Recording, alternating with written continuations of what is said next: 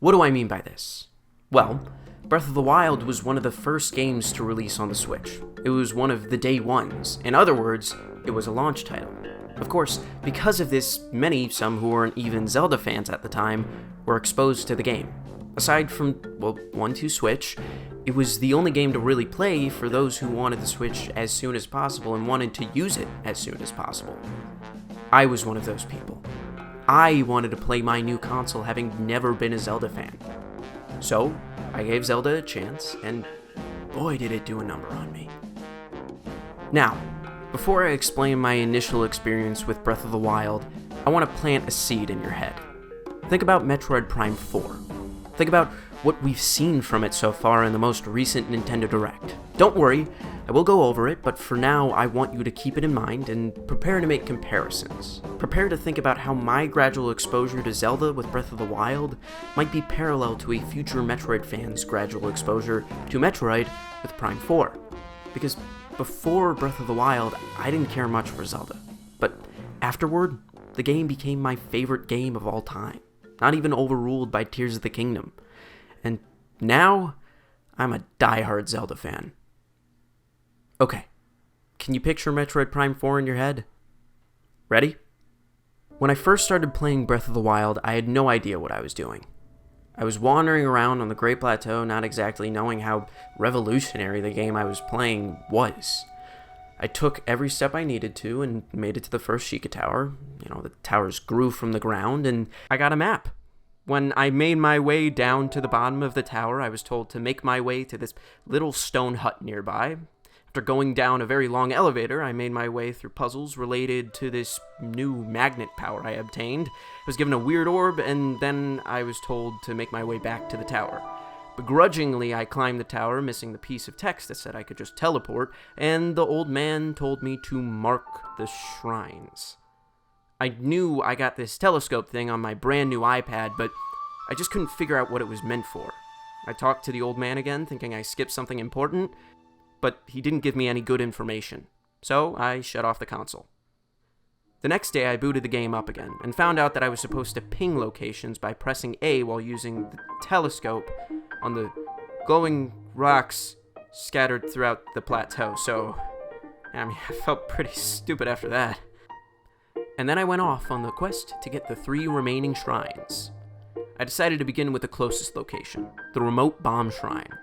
I was pretty enamored by the ruins, and as I approached the shrine, a short cutscene occurred. The Guardian woke up, and I was freaked out. But no worries, I'll whack it with my stick. That did no damage. Well, I can still... Oh. I died. So, after that encounter, I was so scared by the area, I went to the Stasis Shrine instead.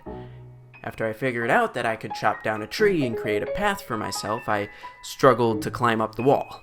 I kept dash climbing, and I couldn't understand why it wasn't working. So I went back to the remote bomb shrine, sprinted past the Guardian, and took the elevator down before it could take its shot. When I came back to the Stasis Shrine, I eventually, with awe, figured out that it takes less stamina when you patiently climb without dashing. Finally, I went up to the snowy area for Cryonis and realized that I was going to need something if I wanted to survive the cold. So, when I figured out that I needed to make a spicy meat and seafood fry, I thought, wait, how am I supposed to do that? After some wandering, I was surprised to find out that you could cook in this game, and briefly after that revelation, I found the recipe for the meal in the old man's cabin. I had peppers and fish, but no meat. So eventually I stumbled into the forest after looking around for meat and found boar. It took me a while, but I finally killed one. I cooked the meal, was happily surprised by the warm doublet the old man gave me, and made it to the final shrine. Afterward, I got the paraglider and was amazed to find out that the old man was the ghost of the king. I kid you not, I think it took me 2 weeks to get off the Great Plateau. The rest of the game took me 2 years to beat, but my interest, intrigue, and excitement for the game grew at an accelerating pace. While going off to Kakariko and Hateno Village was fairly easy and run-of-the-mill, from that point onward, I made all the wrong decisions. I have so many different memories of just being a total noob at the game. For example, when I went off to Zora's Domain, It took me forever because I wanted to avoid enemies by scaling the dam at the East Reservoir Lake. When I made it to the Lionel, I was just as frightened as I was by the stationary guardian at the Great Plateau. So that fight ended up being a stealth mission where I stocked up on lightning arrows, and if I was noticed, I would load my most recent save. And while Water Blight Ganon wasn't hard to beat, I felt unbelievably accomplished when I did beat him. When I made it to Goron City, I immediately shelled out all of my money for the fireproof set because I was too scared to be on fire anymore while scarfing down raw apples, and it looked cool. Also, Fire Blight Ganon actually was hard for me to beat, so that victory felt way more satisfying than Water Blight Ganon. Anyways, funny enough, after Va Rudania, while I tried to get to Va Meadow, I ended up going to Va Naboris for a different reason than you'd expect. At the time, I was horrified of Hyrule Field. There were just so many guardians, and this time they crawled faster than I ever expected. To me, there was just no way that I'd be going through that area to get to Rito Village, so when I finished my quest at Death Mountain, I realized, hey, wait a minute, I could just get to Rito Village if I went through that field behind the castle. And I did. And I died. Multiple times. Every time I tried. Until I realized that the lightning in that field was just unavoidable. So how did I get around this? Well, of course, I needed to be invulnerable to lightning. So I searched it up and found out the existence of the Thunder Helm. Yep, that's right. The main reason I went to Gerudo Town was to get the Thunder Helm, which, if you didn't know, is only obtainable after you beat Va Naboris and after you've done every single quest in Gerudo Town. Mind you, I didn't know that until it was too late, but, well, stuff like that happens when you play a game you fall in love with.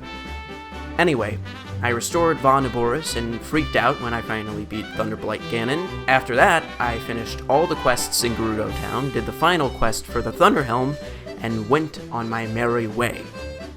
At that point, I was close enough to getting the Master Sword, so after I searched through the Lost Forest to find the village of Koroks, I went to a few more shrines and basked in the glory of my pretty, unbreakable to a certain degree, newfangled sword that seals the darkness. I wanted the full set, so I also specifically remember shimmying my way up one of the spires, like a wuss, and gliding down to the chamber of the Stalnucks who kept the Hylian shield. Now, with the Master Sword, the Hylian shield, and the Thunder Helm, I was finally ready to take on Va Meadow. It's funny because I remember being disappointed by Windblight Ganon and Va Meadow, as if they were supposed to be hard. Anyways, it was summer, over 2 years after I had gotten the game, and the day finally came. I shimmied up the spire again, glided down to the entrance of the main room in Hyrule Castle, beat Calamity Ganon, beat Dark Beast Ganon, and my journey had come to its end. Aside from everything I went over, all the other memories I have of my first experience come in bits and pieces. I remember galloping through the dirt roads on my horse. I remember enjoying all the shrines and their puzzles. I remember collecting all the memories.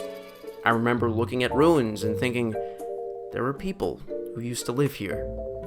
I remember becoming fascinated with the mystery of the Zonai, which, by the way, took up a large amount of my headspace until Tears of the Kingdom came out. Oh, right.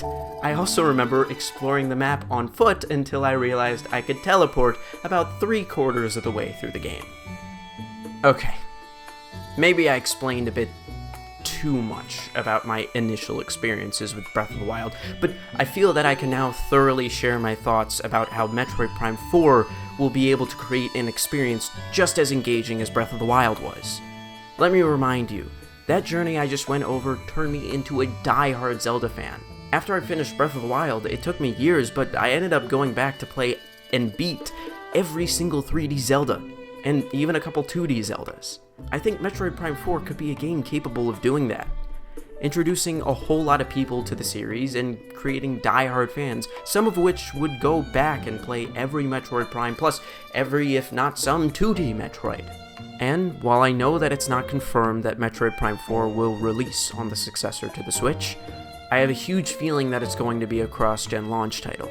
Just looking at the gameplay they showed us in the Nintendo Direct, to me, the visuals looked like they were easily capable of being upgraded through more powerful hardware. It would be a waste to throw it in at the back end of the Switch's days while the successor is what everyone's thinking about. So, with the thought that Metroid Prime 4 will be a launch title for the successor to the Switch, here's my theoretical, simplified vision. A Switch owner, excited for the next console, decides to buy Metroid Prime 4 with their brand new Nintendo console the day it launches. There are no other games to play besides that other new, fighting game, but it's basically just a glorified tech demo. So, excited to give a shot to Metroid Prime 4 for the new Nintendo console, this owner immerses themselves in the world. They go through each layer, learning more about the story through cutscenes and logs, gathering more abilities for Samus so they could finally see these areas that were taunting them for hours of the game. Looking around and enjoying the haunting yet breathtaking scenery, and figuring out how to be better at the game. This player failed plenty of times, and maybe had to search a thing or two up on the web, but they're hooked. They saw this new world they immersed themselves in, and now they can't stop thinking about it. Mysteries hidden in every room, enemies with complex histories, and a world built like an intricate, beautiful maze. They want more. They tell their friends to play the game. They go back and play every Metroid Prime, and they even try out Metroid Dread, which makes them want to play every 2D Metroid.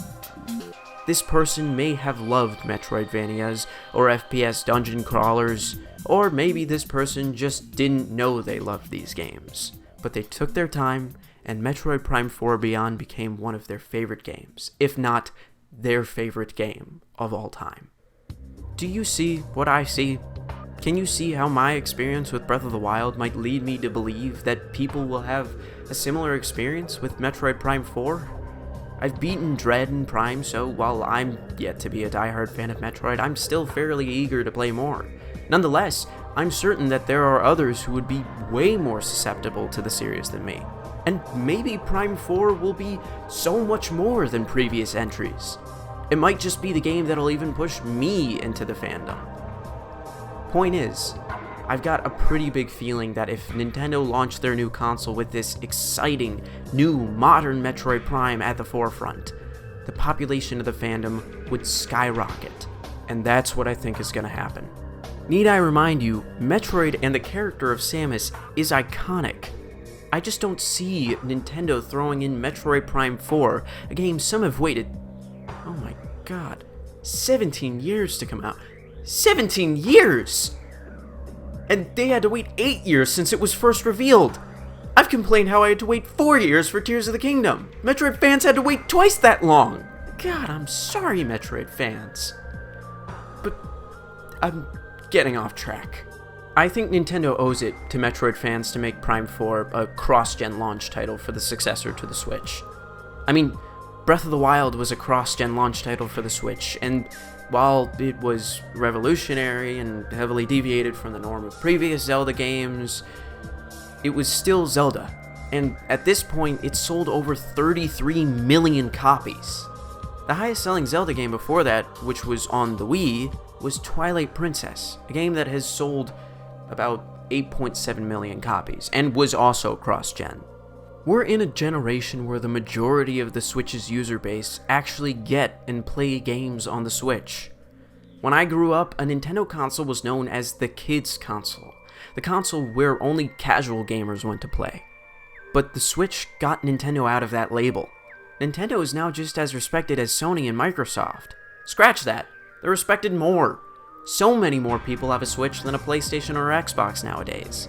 And other companies are growing more desperate. Microsoft is trying to push cloud gaming, and Sony, well, they're just throwing really expensive things at the wall to see what sticks. Nintendo is standing on top of the gaming industry right now, and that's why I think they're going to plant their flag with Metroid Prime 4. Metroid Prime covers the shooter, adventure, and first-person genres that have been some of the main selling points for most AAA video games that have come out in the past couple decades. The game is also pretty dark, which many gamers undeniably enjoy. If Prime 4 is a winning launch title for the next Nintendo console, I believe Nintendo's mark will be as vivid as ever. Breath of the Wild has become iconic, a game that many look at and now know what it is.